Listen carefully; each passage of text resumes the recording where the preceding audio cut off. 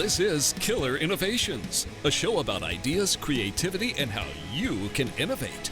Welcome to the Innovator's Garage, where you learn to create your next game-changing killer innovation.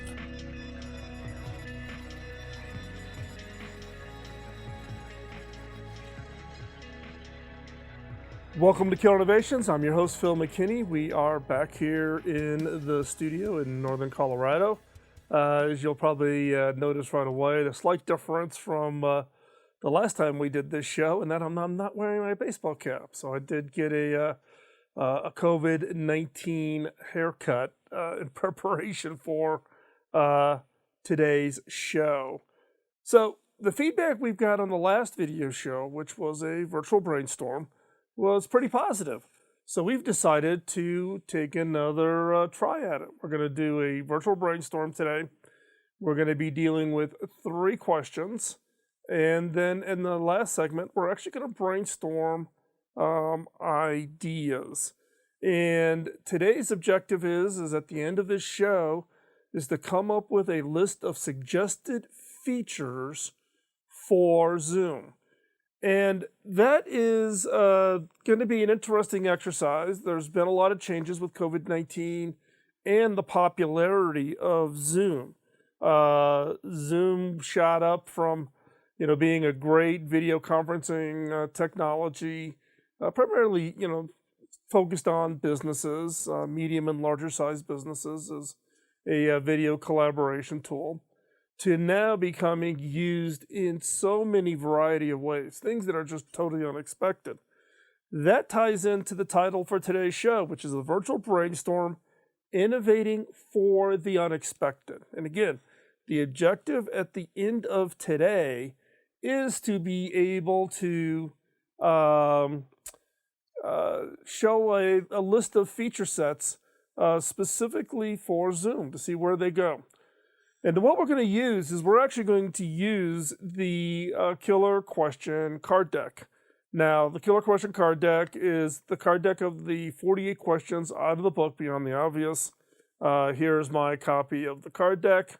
There'll be a link in the show notes and down below for you to be able to find them. They're available on Amazon, or you can get them over at innovation.tools. But we contain everything in the show, so you have everything you need to know in order to participate in this exercise.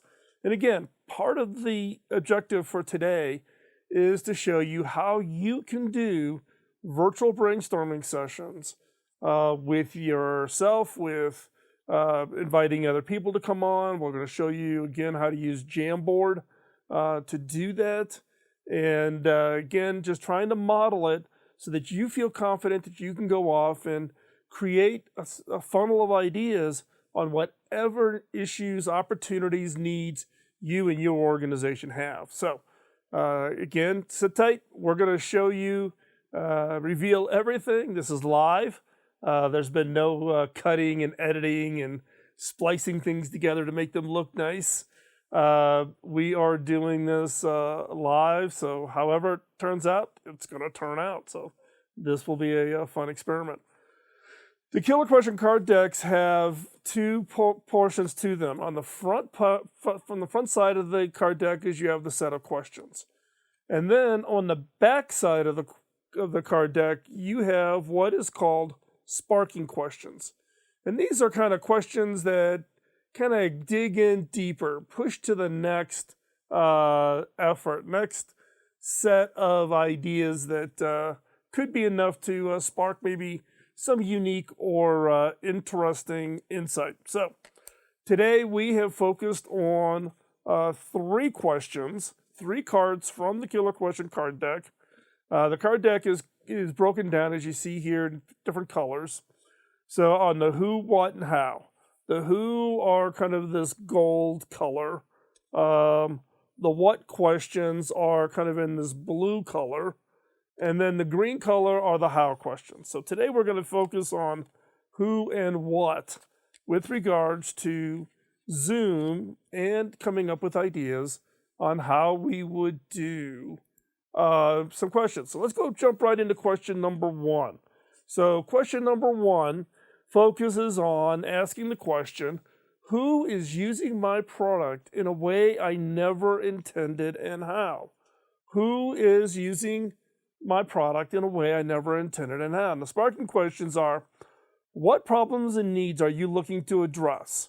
Are you so tightly focused on what you believe your customers' problems and needs to be that you are missing out on a potential huge opportunity?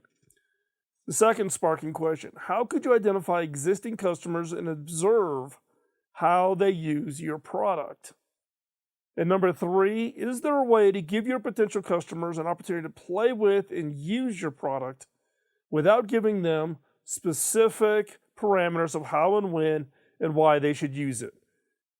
And what do they come up with? What are the different ways they use the product? And the key when coming up with new ideas is to understand how your customers are using your product today. That is what this question is all about. So let's just hop right in, and we're going to jump on over to Jamboard. There's the question card deck that we are going to use today. And I'm going to just adjust here a little bit, pull my keyboard a little closer since I'm going to be the one typing in the ideas as we go. Now, just as a reminder, this is the Jamboard. I've put the question in the middle to try to make it so it's easy for you to follow. Down the left-hand side are all the controls for it. So let's just go ahead and hop right in. We're going to generate our first question. One of the things that I think is surprising that Zoom is being used for is with regards to education, and that is it's the one-on-one between teachers.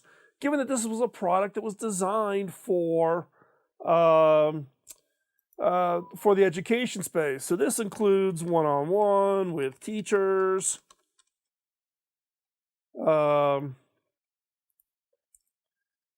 It is going to also be doing a virtual classroom.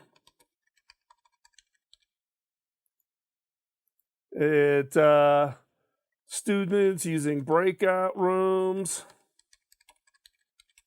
for team projects.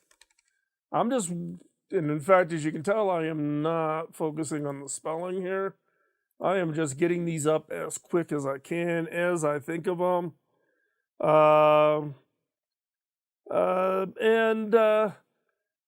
There's some other things that could be done with this, such as just students hanging out. I've heard of students just hanging out with each other over Zoom once they got into the classroom.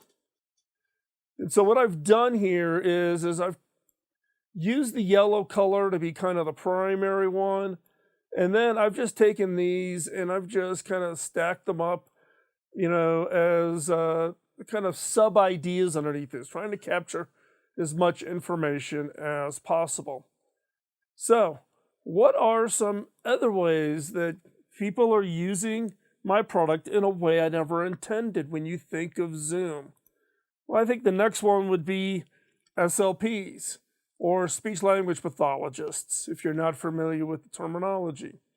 And what do I mean by SLPs? These are the people inside the school systems or private practice that provide speech language. You'll see them working with people with stutters or speech impediments. They also work with people who are on the autism spectrum. And SLPs have kind of had to hop on to using Zoom because normally these are primarily services that are offered in the school district itself.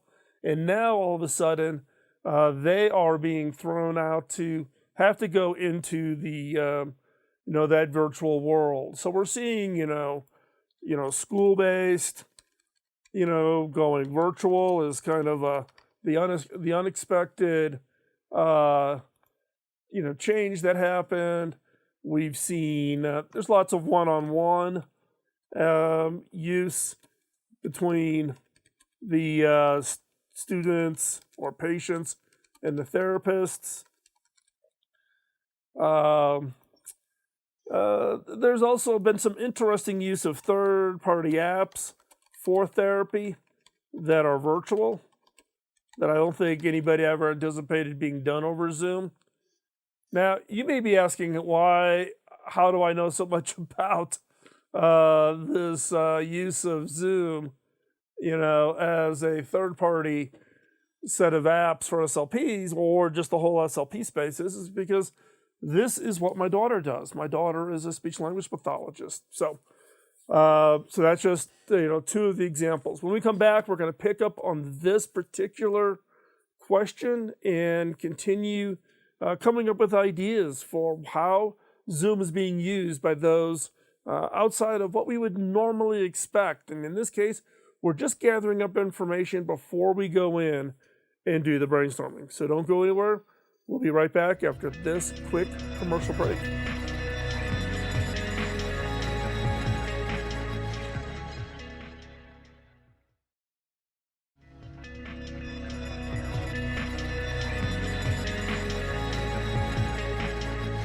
Welcome back.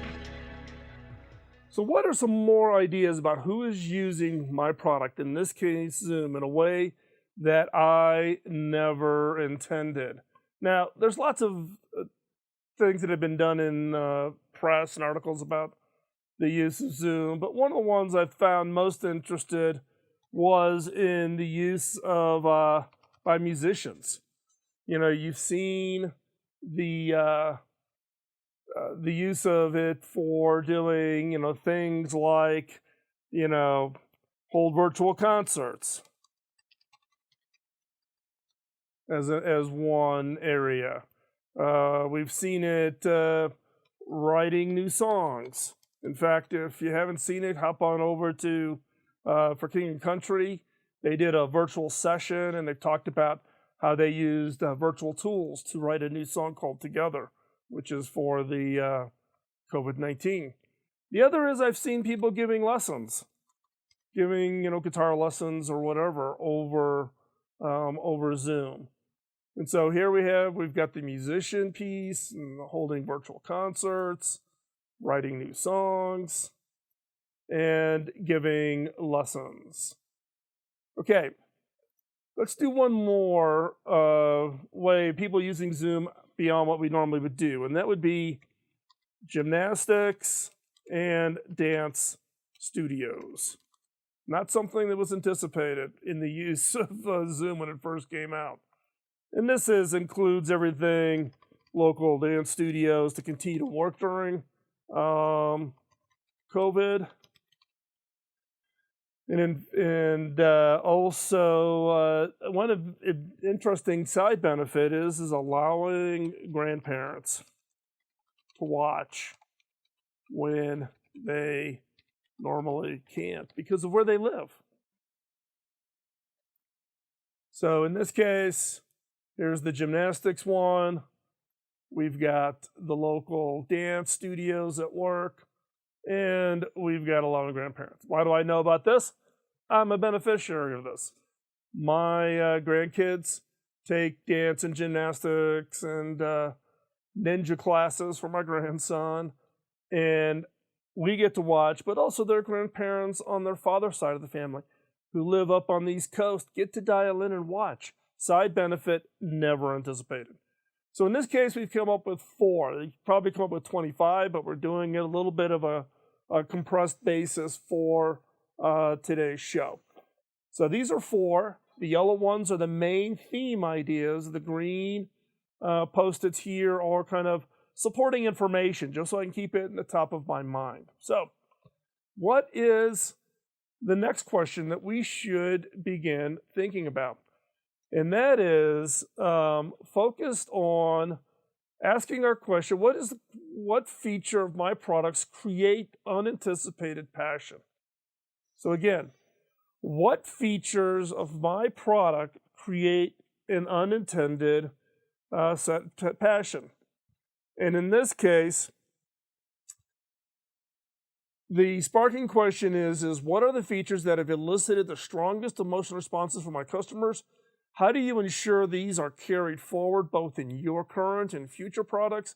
And how do you avoid killing the passion? And that's important. How do you avoid killing the passion? There's going to be certain things that your product may elicit What is it, and how do you not make sure you don't mess it up? Okay. So, with that in mind, let's go ahead and start thinking about what does that look like. So, what are the features that that elicited some form of passion? Now, maybe it's not even a feature; maybe just the way you market the product. So, one I think that came out early on was when Zoom gave it free to schools and teachers, right at the very beginning of the the whole COVID thing. And why did it elicit such passion? Because they did the right thing, given everything that was being faced. They also made it easy and avoided budget issues when everything else was going crazy in the world. So here it is, free to school, generated a lot of passion. And for Zoom, it was about doing the right thing. And they made it incredibly easy on the budget issues. So, what are some other areas? Well, I can tell you one passion area that a lot of people have is around virtual backgrounds inside Zoom. The virtual backgrounds allow you, if anything, to hide kind of the messiness, and it resulted in friendly competition for best backgrounds. And in my office, it's every Friday. People are showing off during what we call coffee break time their new backgrounds, and people are constantly coming up with new backgrounds. Zoom is having competitions. You can actually submit your virtual background to Zoom, right? It helps hide the messy life we all have. And I think it's also it's created a new category of designers.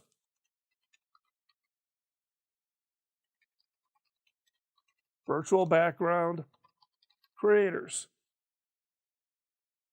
So here we are, we've got the virtual background inside of Zoom, very high passion feature set. My green stickies here. Just trying to keep track of everything that's coming. Again, we're asking the question, what features my product create passion for? A new one I think that we should talk about is around what we call original audio. Original audio takes away all of the filtering of audio so that it removes all the audio filters. And this is one of those features that has allowed for the music making. This is the feature that has allowed for you to listen to live concerts. Otherwise, the audio gets just all chopped up in normal video conferencing platforms. So there's a feature inside of Zoom that allows you to play what's original audio. No filtering, it just goes right through. It also reduces the latency, so it makes it a little bit easier. And it removes all the audio features. A unique feature, high passion, particularly in the music space. So with that, we'll be right back after this quick break.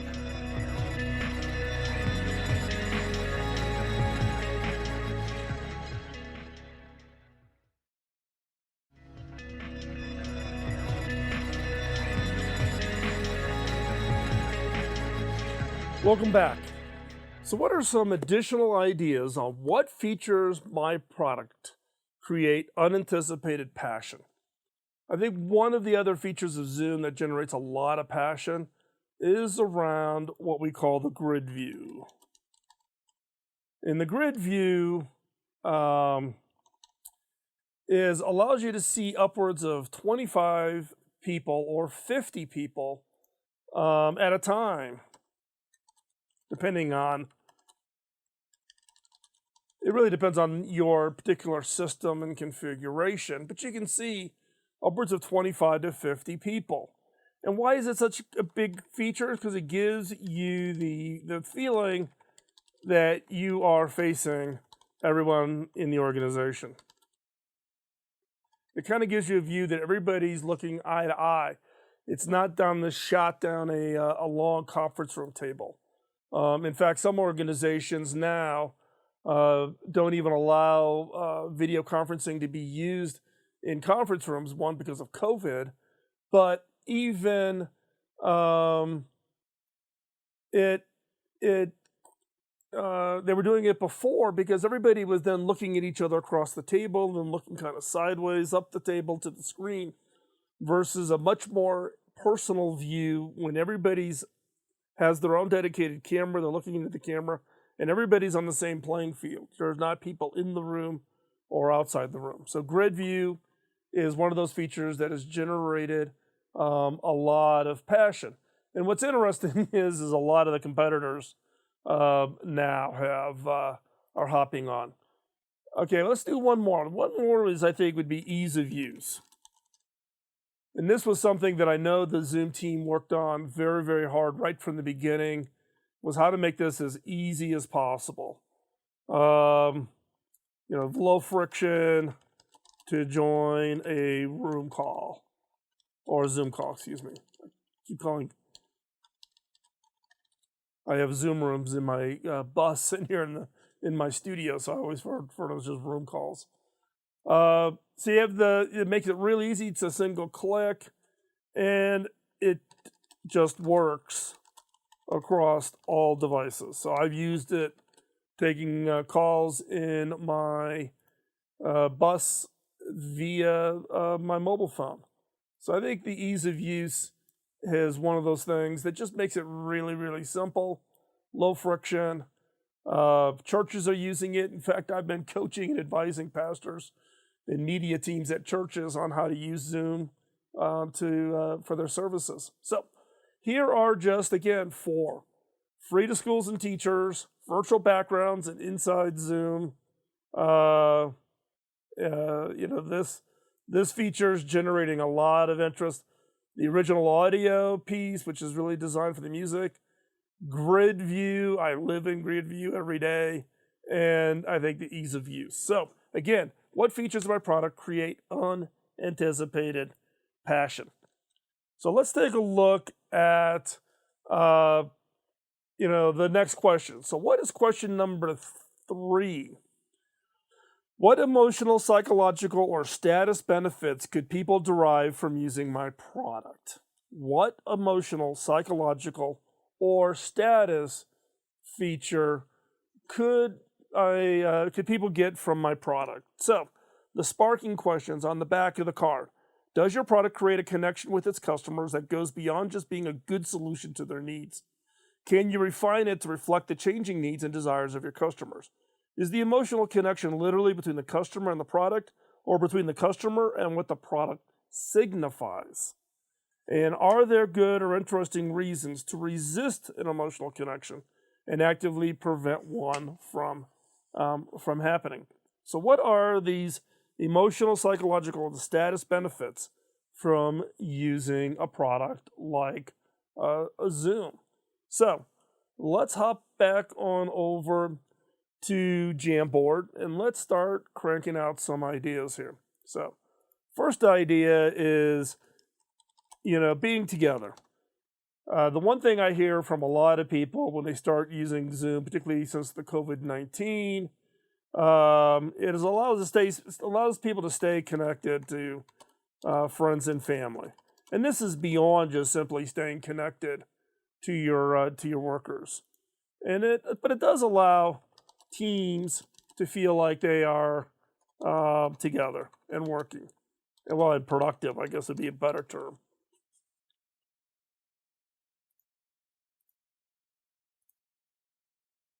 And so I think, the psychological benefit of Zoom is really about being, feeling like people, are together. What are some other ones? Well, I think one of them that is interesting is it reducing the feeling of loneliness.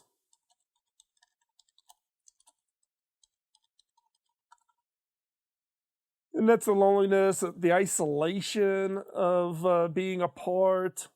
This is especially important for those that are alone, maybe, single, and how do they stay connected? It's helped, people help family members in nursing homes to stay connected, particularly when it comes to being able to not since you're not going to be able to visit given the COVID-19 situation, just that inability to to feel like you can stay connected when someone's not able to have visitors. I think another area that, and again I mentioned this earlier, which was feeding the spiritual needs of a community. The houses of worship, whatever your faith life is, being able to get, making people feel like they, being able to get together. So, faith groups, services, etc. And you're still being able to host those and make people feel, like they are together, that they are being part of part of that community. And this is one that I have been involved in. I've been helping some, some churches and that being able to continue to host their services on Sundays or Saturdays, depending on your particular faith background. And it's turned out to be a pretty efficient tool in that regards. I think it's interesting also when we started seeing things like governments being able to stay working via Zoom.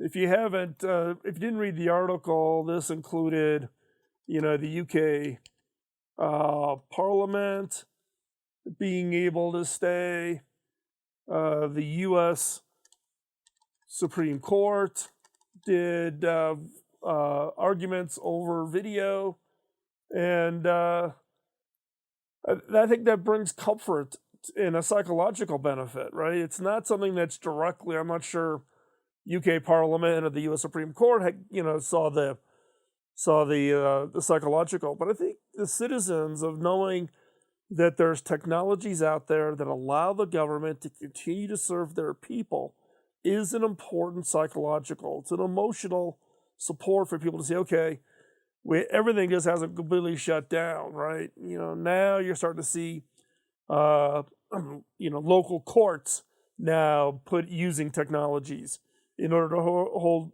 court cases and being able to, satisfy the requirements of in the U.S. of setting bail and those types of things. And there's a certain time limit that those things have to happen. And with everything shut down, it was going to turn into a really big problem. So I think this was an additional emotional or psychological status benefit. So far we have answered the 3 questions. We've gotten who's using my product in unanticipated ways, what features my product create in anticipated passion, and what emotional psychological status benefits could people derive from using the product. So next, we are going to jump right in and we're going to start ideating ideas around what features should Zoom consider. So we'll be right back after this break.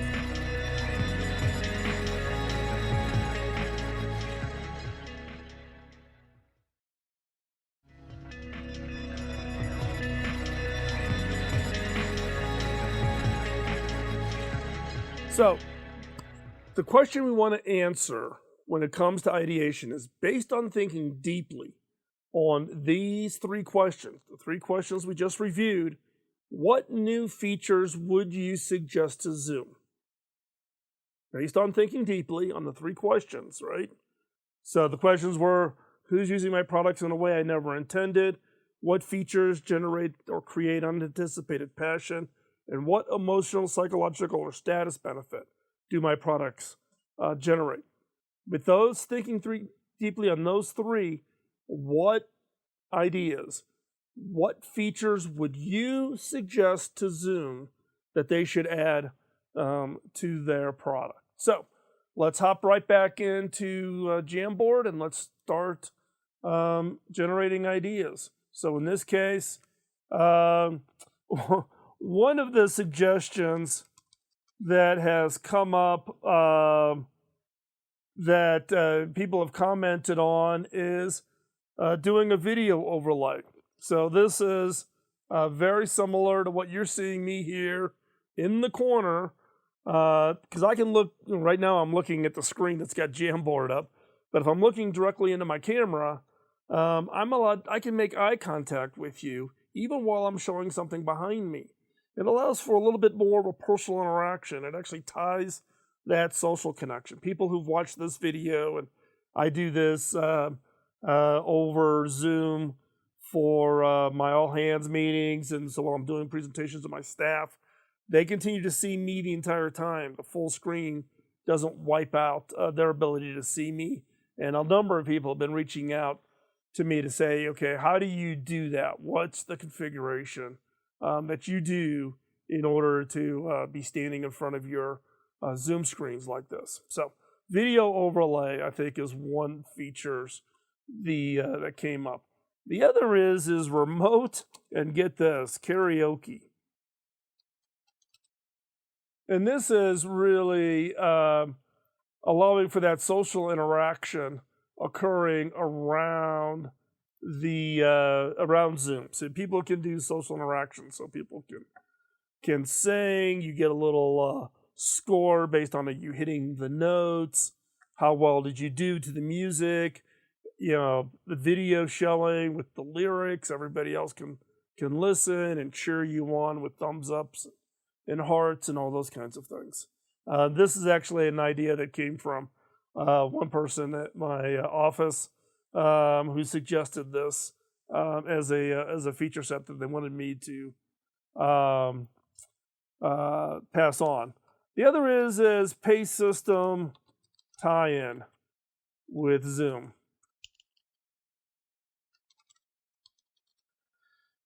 This is for the situation where maybe you are doing webinars or holding classes, and being able to, charge, if you're a lawyer, charge by the hour. If you're doing lessons, once someone connects to the lesson, they've automatically gotten charged. And Zoom plays kind of a little bit of a PayPal or any kind of other payment system. But doing it is tied to the webinar. You want to watch this course, you want to watch this webinar, jump in and do that, then you actually pay for it through. So this allows for Zoom to become a revenue generating platform for those people who are generating interesting content. So I thought that was an interesting idea.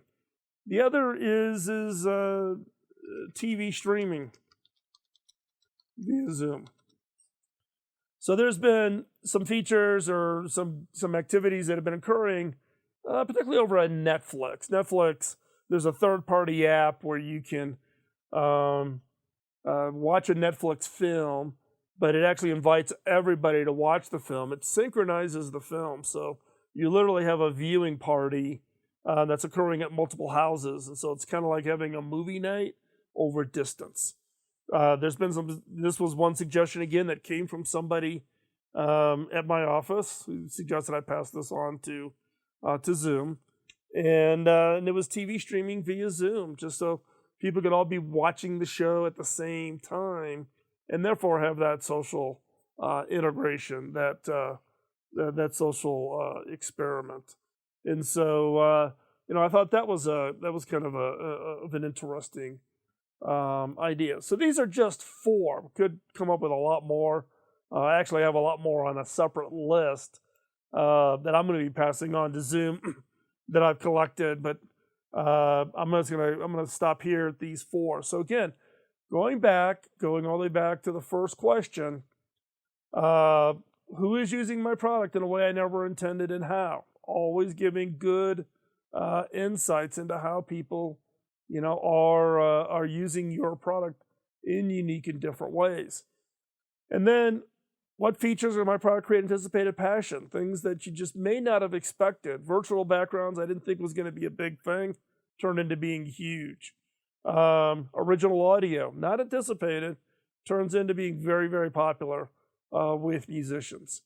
What emotional, psychological, or status benefit could people derive? Things, again, secondary. You don't think about it in the design of a product, but it has a huge benefit. And then, based on that, using that as kind of inspiration and getting your thoughts going, then you start ideating on what features would you suggest to Zoom. So I always use the killer question card deck as kind of inspiration, kind of get the juices going, making you look deeply. In this case, we look deeply into Zoom, and then using that to generate ideas. So hopefully you found today's show as useful and beneficial from the standpoint of, one, seeing how they use the questions to generate or get yourself deep into thinking about a product, generating ideas, ideating. This I did by myself, but the nice thing about Jamboard is you can invite other people over great distances, and you can all be just throwing up Post-it notes simultaneously. And then generating the ideas that become a new feature set for the product offering. So, and also hopefully today you got to see how I do this. And therefore, hopefully you feel confident that you can go do it on your own. So I want to, first off, thank you for taking the time out of listening or watching if you're watching this on the video. And look for your feedback. Do you have a topic, an opportunity, a problem you would like to brainstorm with me? We're actually trying to think about maybe doing 2 people simultaneously. Send that to me, Phil@killerinnovations.com. And with that, we'll talk to you next week. Bye-bye.